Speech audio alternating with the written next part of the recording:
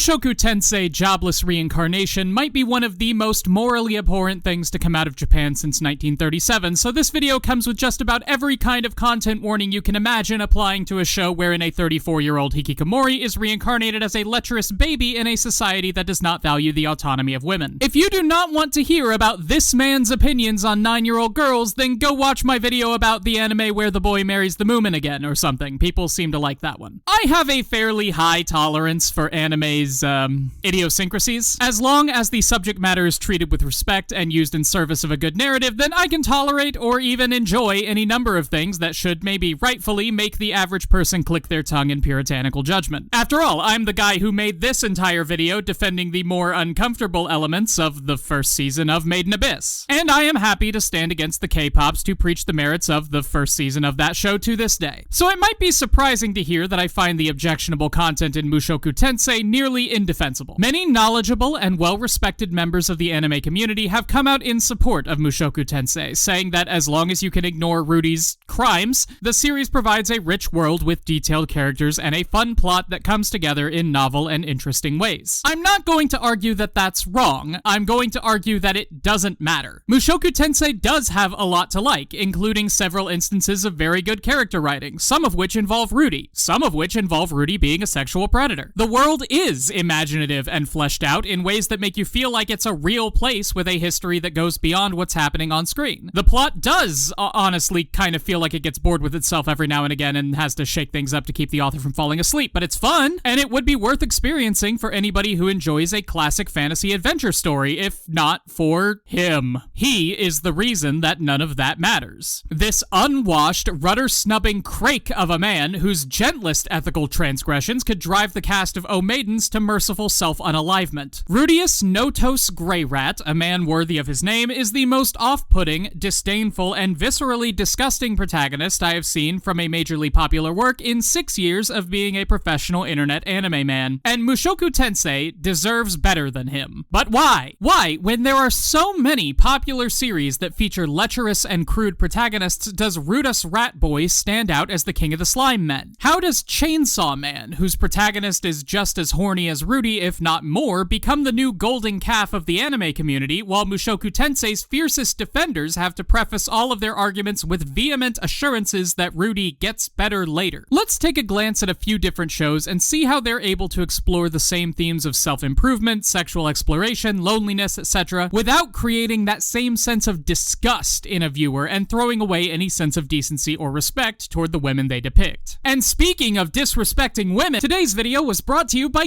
Supps, your one-stop shop for cups that have boobies on them. Do you want to feel uncomfortably energetic? Well, then this is not the product for you. Supps provides high-quality energy drinks that are loaded with vitamins and 100% sugar-free. I am not an energy drink type of person, but they sent me a care package of different flavors, and I have to say, I'm a fan. I like it.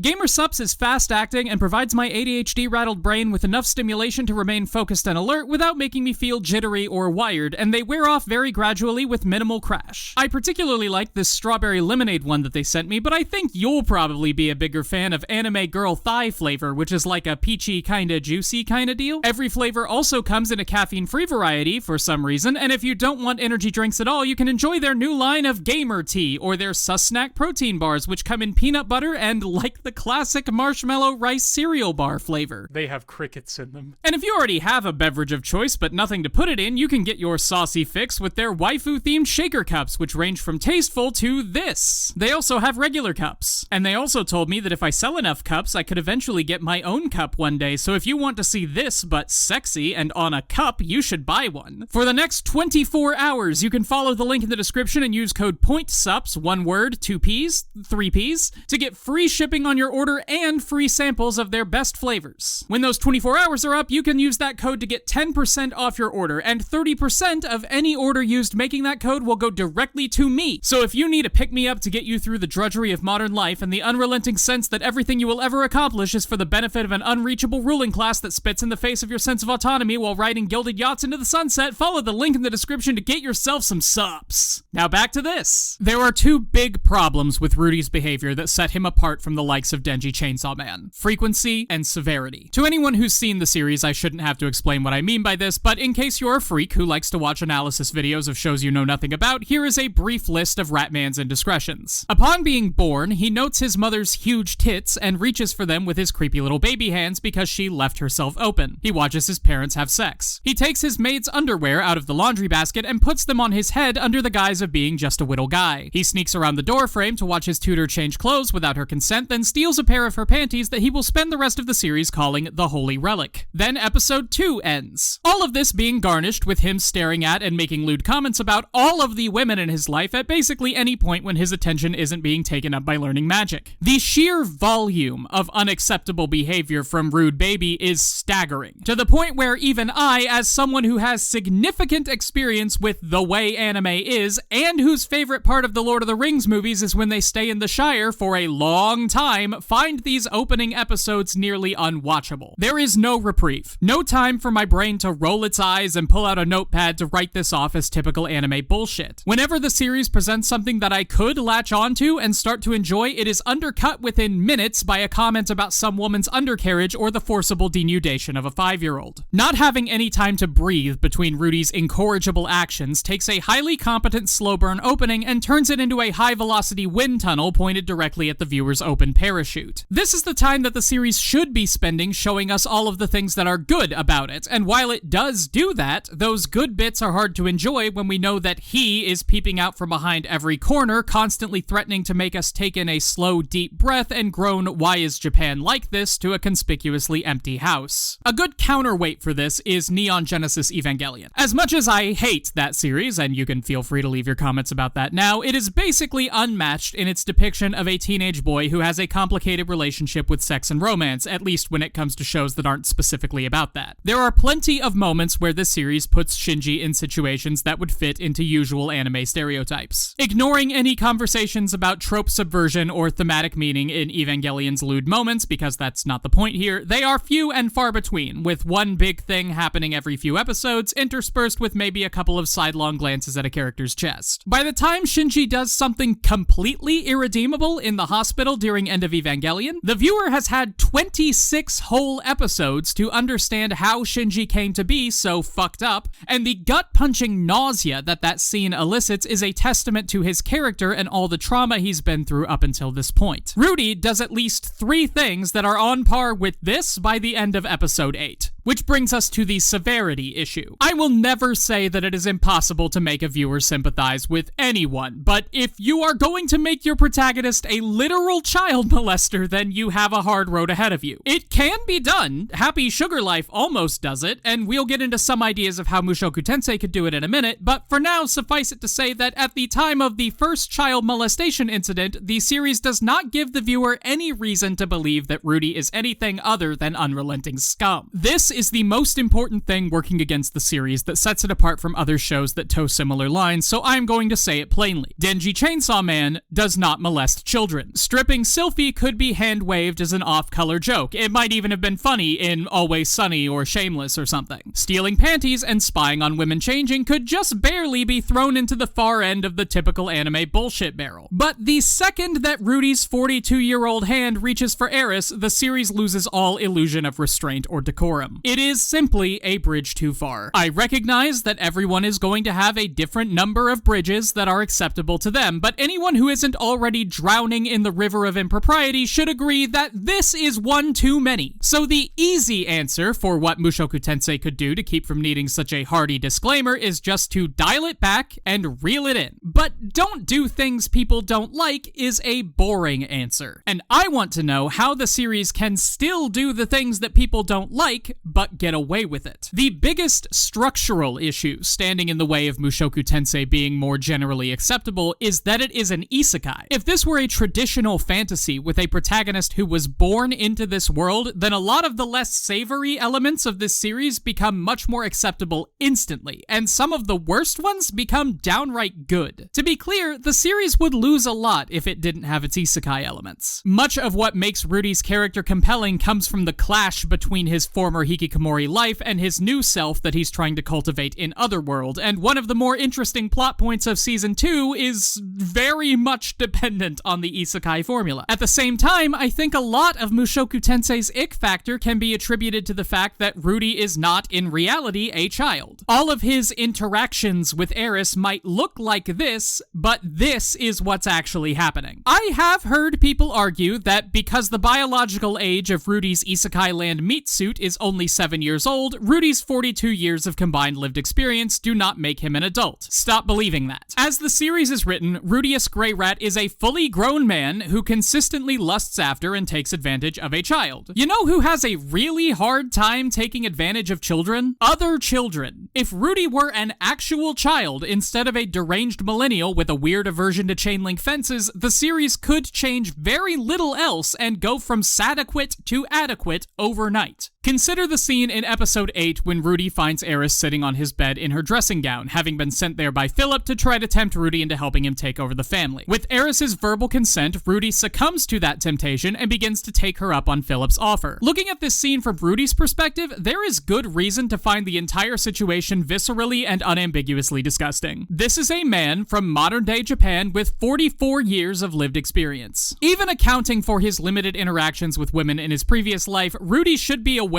of all of the reasons his actions here are unacceptable. He should know that it's not alright to have sex with your biological cousin, for example, or that a 10-year-old is incapable of giving consent even when she is not being coerced by her father into helping him orchestrate a coup. And he does know that Eris is being coerced into this situation because he says that the only reason he doesn't jump her immediately is because he would be playing right into Philip's hands, which is him acknowledging that her verbal consent does not come from a genuine place. Because Mushoku Tensei is an isekai and Rudeus Nudeus Greytutius is an adult, the scene that plays out features a 44-year-old man attempting to touch the vajussi of his 10-year-old biological cousin whom he knows to be under duress, and that is not okay. But take that exact same scene and remove all of the isekai elements. Make Rudy an actual 10-year-old with 10 years of lived experience. Someone who has never had to think about issues of consent. Someone who was raised in this society. Someone who might vaguely understand what it means to be head of the family, but who can't possibly comprehend the intricate web of manipulations involved in playing the Game of Thrones. If a real child hears Eris say that it's alright to do whatever it is he wants to do, then I think it's pretty forgivable for a real child to take her at her word. And when a real child gets the absolute crap beaten out of him for doing something that he thought he had permission to do, then it can be tragic when he lays on the floor confused, thinking that the problem is that he took things too far too fast and didn't employ all of the strategies that he learned from dating sims about what girls really want. Quick side note here, there is a huge discrepancy between the sub and the dub when it comes to Rudy's reaction to this situation that is going to completely change the way this scene reads. Here's a comparison between the sub and the dub lines, with the subbed line here being an admission that he was foolish to think that dating sims would actually teach him anything about how to treat other people, and the dubbed line giving the impression that Rudy thinks he made a tactical error here because he didn't apply what he learned from dating sims to the situation. I don't know which of these two translations is closer to the original Japanese, and I can only imagine that this is not the only such discrepancy between the two translations. I watched the dub, I always watch the dub. Everything in this video is related to the dub. Okay, back to it.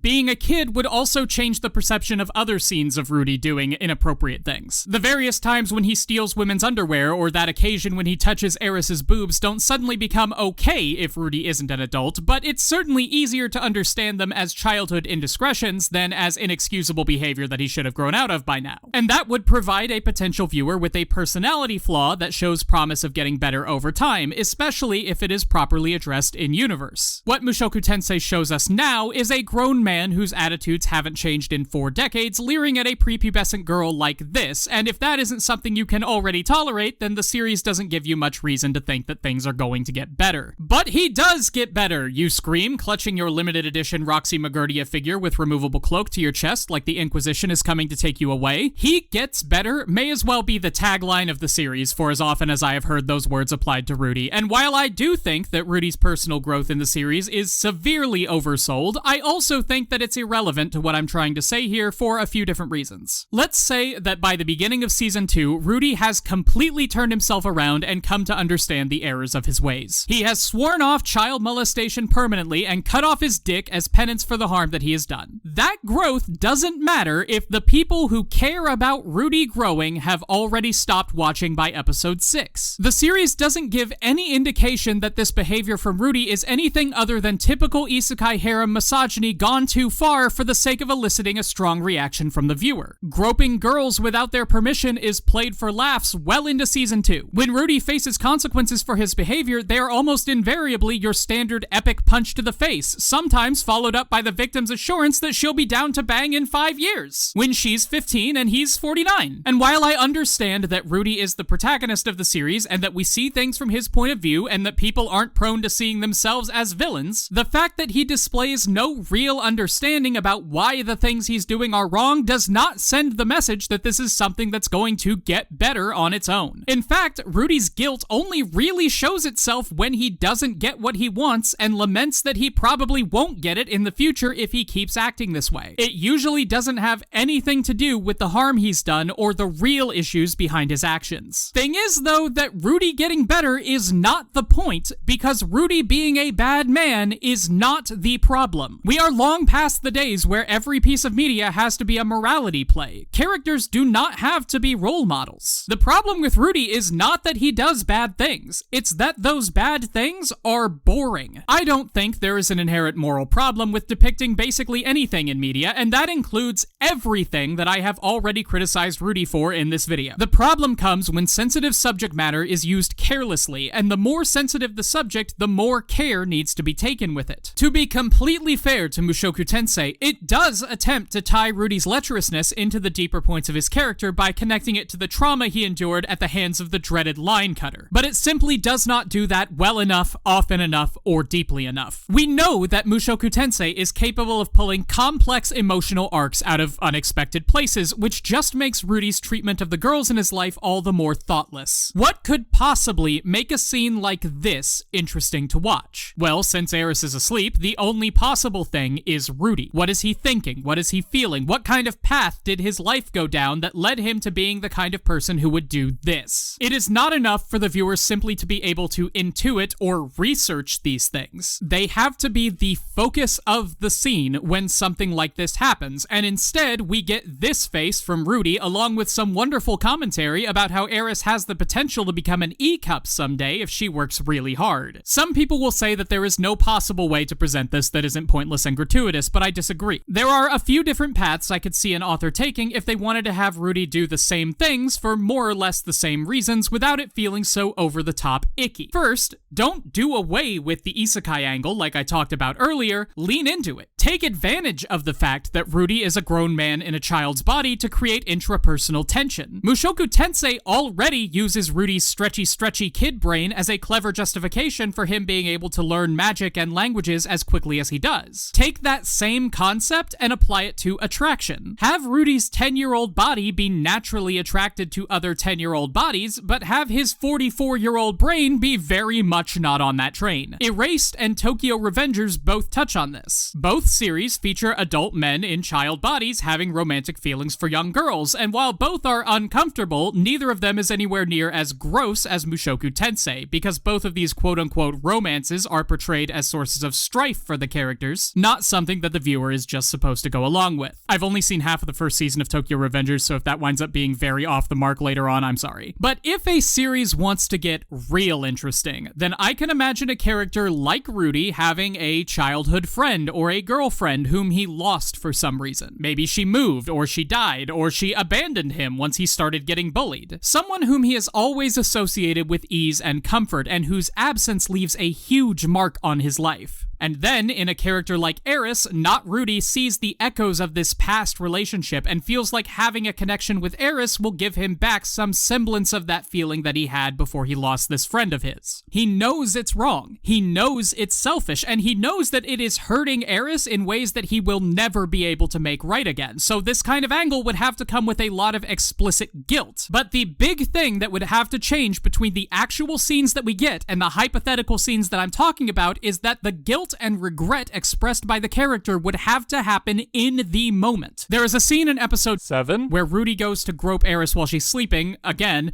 but he sees Ghislaine's ring on her and he stops. That scene is about as good as you get with this series. It perfectly displays a tension between what Rudy wants and what he knows to be right, and it lets those two things battle for a moment in his head. In this scene, doing the right thing wins, but that's not what makes the scene worth watching. What makes this moment great is the tension, the choice that our hero has to make to be good or to be selfish. If that choice were at the forefront of all of his objectionable actions, then we could talk about how satisfying it is that Rudy gets better later, but it isn't. Sometimes he faces consequences. Sometimes he feels guilty after the fact. But the actual scenes where these things happen are not, by themselves, interesting. Until they are, but by the time that happens, the people who care the most have already stopped watching the show. They do not provide a reason to watch them if you aren't entertained by what's happening on screen, and considering what's happening on screen, that's going to be a viewer retention problem. Denji Chainsaw Man is an excellent point of comparison here. Denji's entire personality is covered in a layer of manure so thick that he could not eat his way out of it even if offered $10 whole,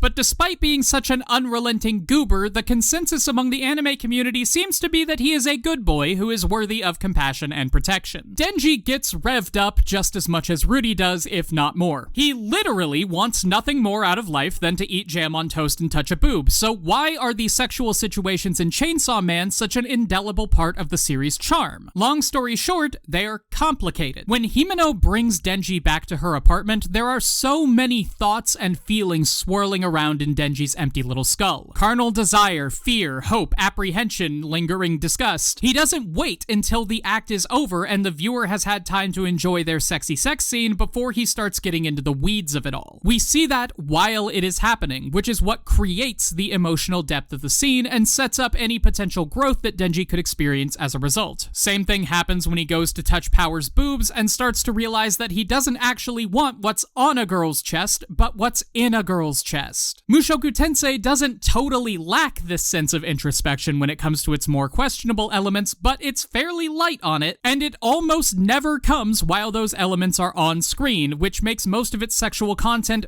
feel thematically empty, whether it actually is or not. Putting more focus on guilt and selfishness during Rudy's negative moments would also help with the sense that his character is disjointed. The series does not hide the fact that Rudy is made of 50% industrial runoff, and it largely doesn't want to make the viewer believe that he is a purely altruistic person, but Rudy is hard neutral good. For all his faults, he is a person who does the right and noble thing purely because it is the right and noble thing, whether it benefits him or not. He saves Sylphie from bullies, works to improve Regert's reputation, saves enslaved beastfolk children, protects a village from bandits after they wrongly imprison him, and pushes a teenager out of the way of an oncoming truck. He makes mistakes and errors in judgment that sometimes lead to catastrophic outcomes, like the death of Goblin, but that usually happens because he's trying to do too much good and overplays his hand. He monologues to his father about the importance of protecting the weak when they can't protect themselves, but apparently sleeping 9-year-olds aren't the weak. It's fine for a character to have contradictory personality traits. People are made of contradictions, but those contradictions have to come in conflict with each other. This is the main problem I have with the idea that Rudy gets better later. It is true that his behavior gets toned down as the series goes on, but in large part that isn't due to legitimate growth from him. Rudy stops sexually assaulting Eris, but not because he reflects and realizes that his behavior towards small girls is indefensible. It's because he comes to respect Eris specifically as a warrior and as a person, and is no longer willing to hurt her for his own selfish gain. The people around him also get older as time goes on. He stops molesting grade schoolers, sure, but that's largely because he stops being around grade schoolers, except for the one he owns as a slave. He doesn't stop molesting girls, his victims just reach a more typical age for anime shenaniganery. So it becomes easier to just roll your eyes and bear with it for anyone who's seen more than one isekai. It's true that he seems to get less of a naughty thrill out of his actions than he did in season 1, but that's because any interaction with a woman reminds him of that one time he had sex with a teenager and she fled in the night without saying goodbye, just as I would. Not to mention that his dick don't work. Growth comes from self-reflection and acknowledging your own faults. Giving up things you enjoy because of your trauma is not growth, it's pain avoidance. For people who care about seeing Rudy overcoming his negative attitudes and breaking harmful habits, the line that Mushoku Tensei draws from Rudy in Season 1 to Rudy in Season 2 is not going to be satisfying. And this idea of dissonance doesn't just apply to Rudy's character. The presentation of the series itself does not work to prime a viewer for the kind of introspection they're going to have to do to enjoy or tolerate watching Rudy do his thing. Mushoku Tensei is an isekai, and it starts in a way that has become very common for isekai. A sprawling, Tolkien-esque fantasy world with optional JRPG elements, a young child as a protagonist, physically beautiful characters in a sunny, tucked-away little farming village with the promise of adventure beyond every hill, and that gives the viewer certain expectations, especially when it comes to lewdness. Fan service, scantily clad women, the occasional off-color comment from a comic relief side character, and a protagonist who could absolutely have sex with any woman he wanted, but who refuses as a matter of gallant chivalrous pride or an appalling lack of situational awareness. Sexual elements in these kinds of shows are rarely treated in a serious manner. They are lighthearted attempts at comedy, or they are nervous, one-sided affairs designed to arouse the viewer and go nowhere. Or they are rape scenes, where explicitly evil characters give the protagonist a chance to save a distressed damsel. They are designed to elicit very simple reactions, laughs and hype and/or erections. The sexual elements in Mushoku Tensei do not do that, and they often are not trying to, which causes dissonance between a viewer's expectations and what actually happens on screen. This largely is not Mushoku Tensei's fault. It was one of the first isekai of its kind, and it put in a lot of the groundwork for developing the tropes that other series built on to create these expectations. But for a modern viewer who is watching an anime series that is ongoing at the time of this video's publication, those expectations are there, and they can cause problems. The setting of the series features prominently in the Mother's Basement video, Mushoku Tensei is Art, You Philistines. In it, Jeff discusses the line between depicting unbalanced sexual situations as an integral part of a medieval European society and creating a setting intentionally that allows an author to depict unbalanced sexual relationships for reasons beyond artistic integrity. Jeff states that while Mushoku Tensei teeters back and forth on that line, he believes that its depiction of sex is done more for the sake of creating a believable European-coded setting than not. And while questions of intent do not interest me, I think that there is an easy argument to be made that world building is not the main concern of a series that features this three-booped Adventurers Guild receptionist, bartender, and Alina Lee's Dragon Road, the elf who is cursed to be slutty. That argument being, just look at it. Look at all of the women in Season 1. Literally all of them. Each and every single one of them has giant worlds just right for the building, most of them tucked into built-in globe pockets in their clothes so that the viewer can admire their geography even when the atlas is closed. And that's assuming that they wear clothes at all. Looking at you, Madam Titty Kitty, that is a quote. Roxy is the only notable exception besides Kishirika Kishirisu, who does not convince me that I'm wrong. Not to sound like Ben Shapiro, but I find it curious that a world that allegedly prizes realistic depictions of sexuality in medieval European society seems to think that the average contemporary bust size was somewhere between a cantaloupe and a humpback whale. For contrast, look at the cast of The 100 Girlfriends Who Really Love You. 100 Girlfriends is an unabashedly stupid and sexy harem show about teenagers trying to work their way through a weird polyamorous relationship dynamic that God has forced them into on threat of death. But unlike most other stupid, sexy harem shows, 100 Girlfriends spends a good deal of its time characterizing and humanizing each of the protagonist's destined soulmates. It presents a highly diverse roster of partners and makes sure the viewer knows exactly what Rentaro likes about each of them. Importantly, what Rentaro likes about them never boils down to she has big boobs. Because while Rentaro will certainly not complain about exactly half of his first 5 girlfriends having giant boobs, that is not where the series' priorities lie, and the character designs reflect this. In addition to depicting girls with different interests and personalities who come from all walks of life, the manga shows women of all different heights, body types, hair colors, eye colors, bust sizes, ages, and family resemblances. So while it feels weird to praise a series just for depicting women of different shapes, especially when they all happen to be skinny Japanese girls, it does speak to the goals of the series in a genre where this is very much not the norm. Looking at Mushoku Tensei's roster of dramatis mulieres does not give the impression of a series that wants to sell itself as a serious, character-driven high fantasy epic. And there There, in my longest video yet, is an extensive list of ways that I believe Mushoku Tensei could help to sell itself to potential viewers without sacrificing what it wants to do with its story. Part of the reason I made this video is because I saw a lot of people I respect expressing how much they love this series, and I felt like there should be a video on the opposite side. Part of it was that I was getting tired of people telling me that Rudy can't possibly molest Eris because she's older than him, but mostly it was frustration. This video would not exist if I didn't think that Mushoku Tensei had the potential to be great. The way that it explores grief and loneliness, isolation and toxic masculinity, the intricate plot and the detailed world, and the fact that the only reason I didn't tear up at certain points in Season 2 is because I made a vow with myself early on not to let Rudy Mushoku Tensei's erectile dysfunction make me feel even a single emotion no matter what. I want to like this show. I want more people to be able to experience the things that it's trying to do well. And more than that, I want more shows to be able to tackle the kinds of problems that this series fumbles with and do it in a way that is graceful and engaging enough to draw viewers in instead of push them away. Because the things that Mushoku Tensei tries to say are important. I just wish it acted like it.